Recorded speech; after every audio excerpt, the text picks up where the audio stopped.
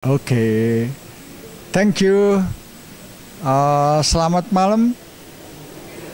Malam ini aku di Dewan Kesenian Malang, lagi pameran tunggal.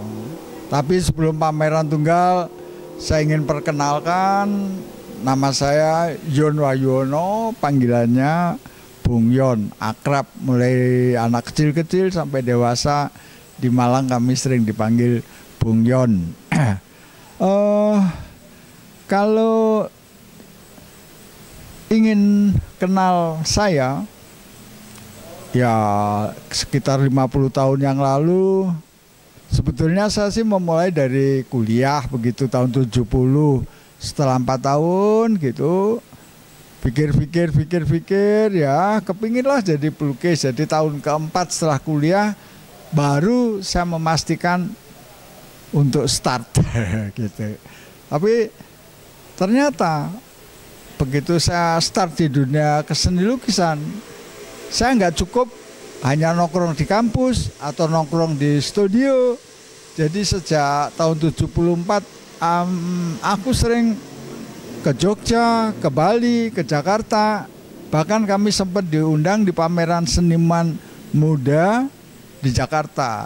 Aduh, waktu itu keren banget. Kalau pelukis dapat undangan di pameran di tim tuh rasanya gitu. Ya bersyukurlah itu. Nah, dari pameran-pameran yang seperti itu kami mendapat semangat yang luar biasa. Jadi itu pertengahan 70 sampai 80, kemudian setelah 80-an kami juga nggak berhenti terus saja. Jadi kami sering pameran-pameran bareng maupun pameran tunggal. Saya memang banyak pameran tunggal di kota sendiri karena saya pikir Kota Malang adalah juga sebagai tempat kawah candra di bungkanya untuk kita berlatih kesenian, kita eksperimen kesenian, terutama seni rupa dan seni lukis gitu. Kemudian salah satu yang menyenangkan, munculnya akademik seni rupa di Malang. Ada seni rupa IKIP Malang, ada Dewan Kesenian Malang. Ini yang membuat pertumbuhan saya di dalam kesenian itu seperti disiram air. Jadi saya merasakan banyak hal yang menjadi saya itu kokoh, kuat begitu. Kemudian soal pameran di Indonesia ada beberapa tempat, Jakarta, Jogja, Semarang, Bali, Bontang itu pernah. Kalau karya-karya kan kami sering dikoleksi orang-orang atau sahabat yang di Swiss, ada yang di Amerika, ada yang di banyak tempat deh itu. Tapi itu semua adalah semacam dorongan, semacam menambah semangat gitu. Setelah itu yang paling penting di dalam berkesenian, kalau saya ngomong kesenian ya sesungguh-sungguhnya kesenian deh.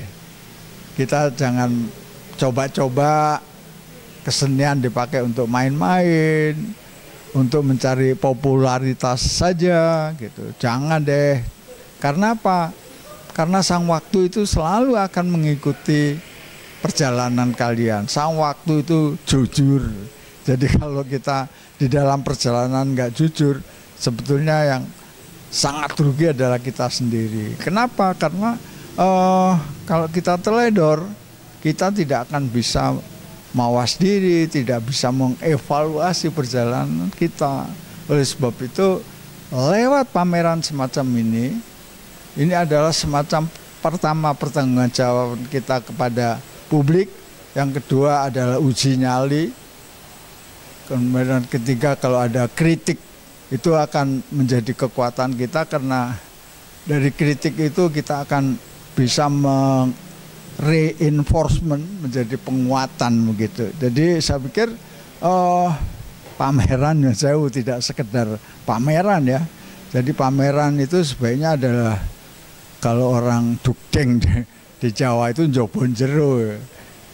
yo jobone fisiknya, staminanya bagus, kemudian jiwanya itu juga harus bagus. Artinya kita yang diberi piranti yang namanya akal sehat, ya, ada akal budi, kemudian ada nurani-nurani lain atau power-power yang lain, serta kalau kita diberi skill, jangan ditinggalkan deh yang namanya skill, karena itu juga percuma kita punya ide, konsep, tetapi skill kita nggak dilatih, sama dengan bohong gitu. Kemudian itulah supaya kita menjadi kuat menyikapi kesenian. Tapi yang paling penting adalah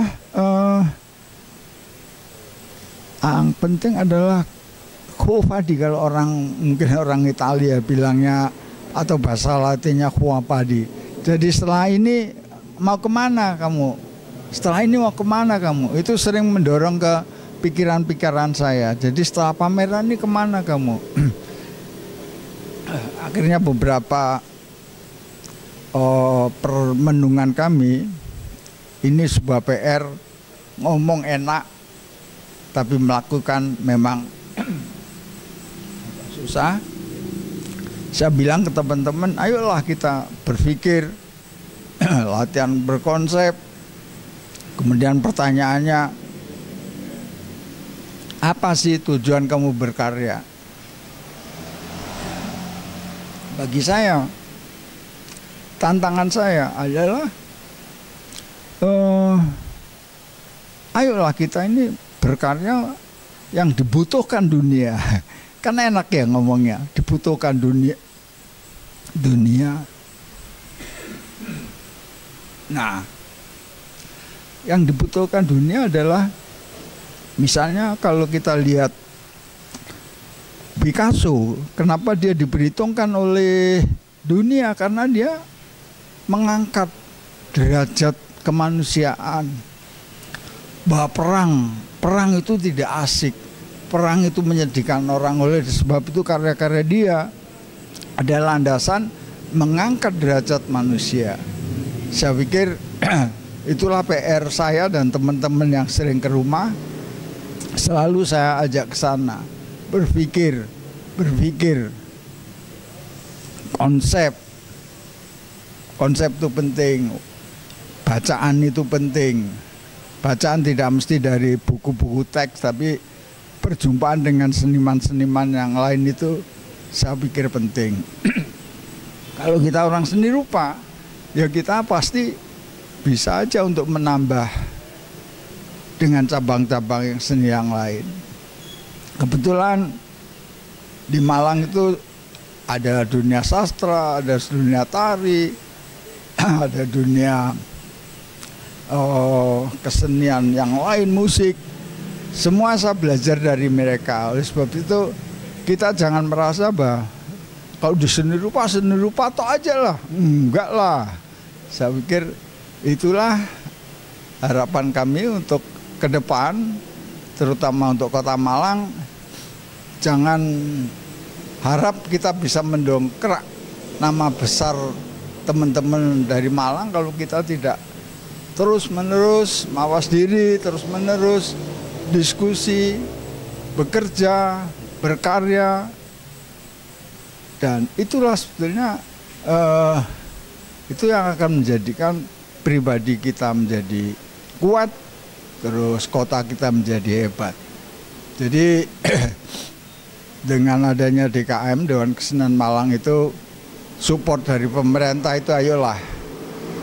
Ini sudah luar biasa.